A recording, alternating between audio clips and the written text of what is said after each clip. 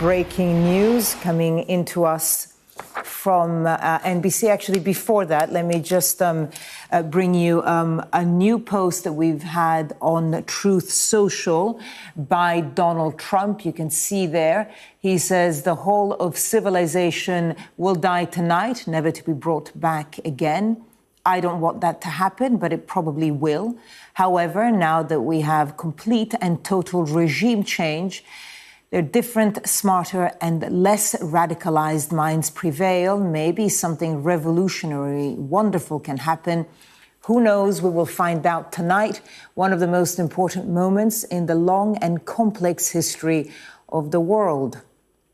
47 years of extortion, corruption, and death will finally end. God bless the great people of Iran. So that statement just released on Truth Social by Donald Trump in relation, of course, to that deadline that should expire at 8 o'clock Eastern Time, US, which is 1 a.m. British time, so our time, 1 a.m. Wednesday morning, where Donald Trump has said that if the Strait of Hormuz has not been reopened and there isn't a deal with the Iranians, then he would destroy countless Iranian infrastructure, including power plants, bridges and desalination plants as well. So that post on Truth Social. Let me bring you some more breaking news that's coming into us from NBC, our sister channel. Now, they've been reporting on Karg Island. They're saying that the U.S. military has struck dozens of Iranian military targets on Karg Island overnight. That's according to a U.S. official coming into us from NBC News. And the mission included U.S. airstrikes along the northern side of the island and did not include any U.S. troops on the ground, again, according to the U.S. official. They did not strike oil, but instead hit military bunkers and storage facilities, air defense systems, and other military facilities. And of course, Karg Island, the key oil export hub for Iran. So details coming into us that the U.S. military has struck dozens of Iranian military targets on Karg Island overnight. Let's go live to our international correspondent, Diana Magnay, who joins us now from northern Israel. Diana, a lot to take in with that statement on Truth Social by the president. But let's start with this report that we're getting about the U.S. military attacking dozens of Iranian military targets on Karg Island overnight. Give us a little bit of insight into how significant this is. I think given the fact that Karg Island has been in Donald Trump's sights, not just actually in this war, but he's been talking about taking Karg Island and its oil since the 1980s. But in terms of how this war might escalate, one of the things that people believe could happen is for the United States to take Karg Island because, as you say, it is the main transport terminal, export terminal for around 90% of Iran's oil. So if Iran now actually is managing to get almost double the price for its oil because of its chokehold over the Straits of Hormuz, the fact that sanctions on Iranian oil have been lifted, if he manages to cut off the oil being exported by Iran through the few tankers that Iran allows out, he will essentially cut off their financial lifeline. And that comes alongside Israel and the US targeting all the other industrial pillars of the Iranian economy. So petrochemical sites that we've been seeing hit, especially over the last few days. Benjamin Netanyahu saying that 70% of its steel factories or ability to export had been hit. These are very, very important industries alongside oil and gas for Iran. And if you don't have the money at a certain point to pay the Revolutionary Guard people or the soldiers in the army or the Basij militia, that is a point when the regime begins to crack, which is something that we're not really seeing at this stage. The problem with taking Karg Island is that it's a small island up at the top of the Gulf, very close to the Iranian coastline, which would leave any US troops who do go on it, pretty much sitting ducks for whatever the Iranians can hit at them from the coast. And that is one of the, it would leave a sort of vulnerability, even if it would be a massive point of leverage for the United States.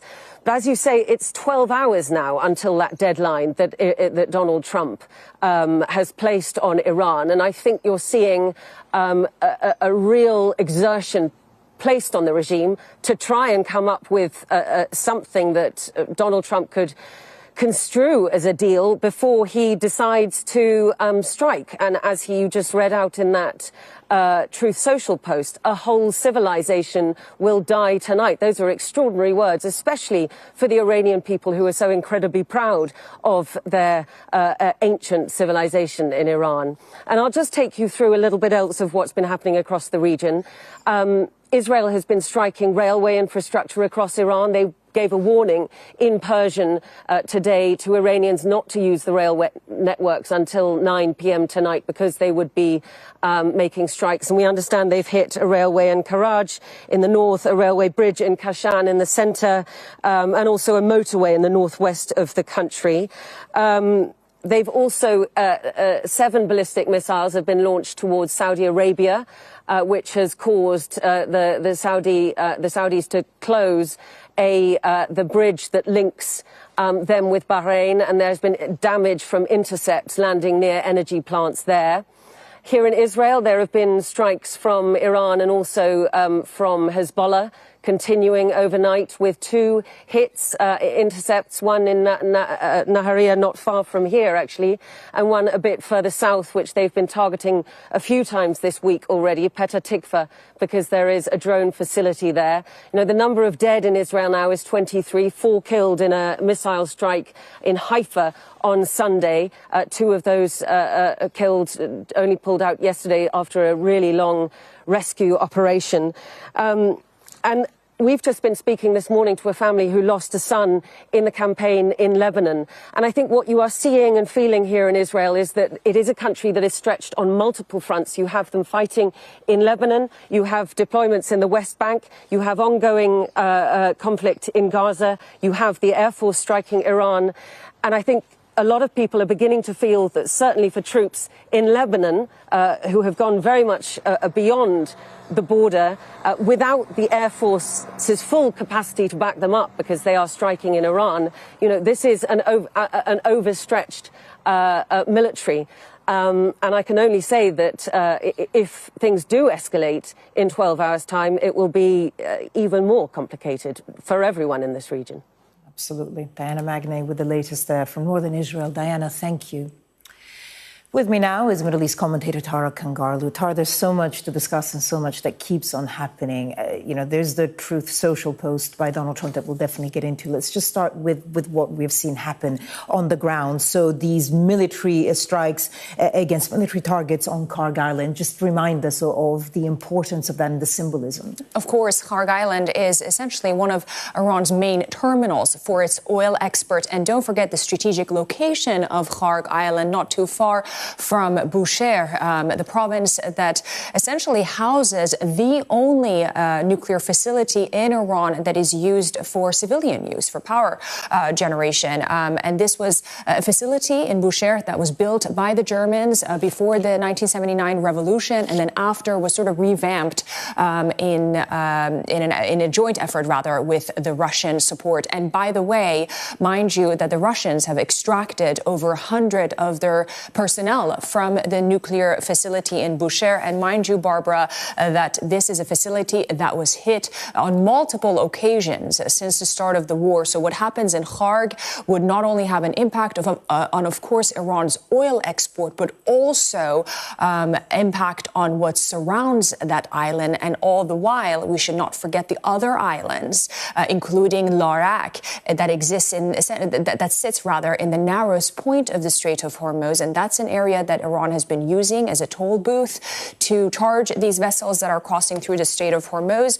And I can imagine that, speaking with sources, whether or not the U.S. would put any form of boots on the ground, it might very well be from any one of these islands. I mean, so we are seeing a sort of escalation militarily. So even if you don't listen to Donald Trump's words, we're seeing these things happen. But then you do listen to Donald Trump's words, and they're quite something. We had this latest statement on Truth Social. I mean, I'll just read you the line: "A whole civilization will die tonight and never to be brought back again." I mean, it's properly apocalyptic language. We know he uses language in a strong way, but this is...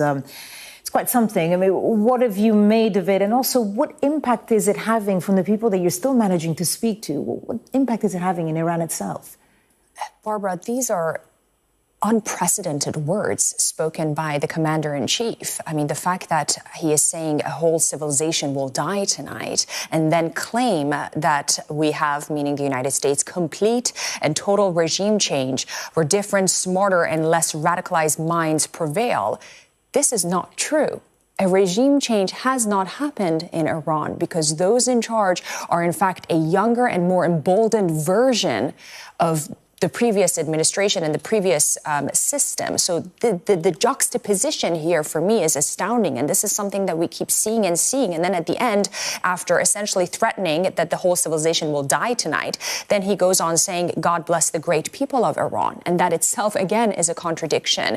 And once again, it's important for our viewers to realize that we're talking about a nation of 90 million ordinary civilians, some of the most pro-West of societies in that entire region. Again, the people of that entire region, Barbara, as you and I have spent a lot of time covering the many countries there, want nothing different than those around the world. And their hopes and aspirations mirror that of millions of others in other countries. And I think this is what we're not focusing on. And today, as the Iranian people await this apocalyptic event unfold, as Donald Trump has been saying, they're wondering what's next for them. They see themselves caught between, again, a repressive regime that has not changed, but it's, again, at its most emboldened form, and a threat of obliteration. Yeah, I mean, we're seeing Donald Trump blur that line between the Iranian people and the regime and more. Tara, we're going to have to leave it there. We will discuss this again later on in the day. Thank you.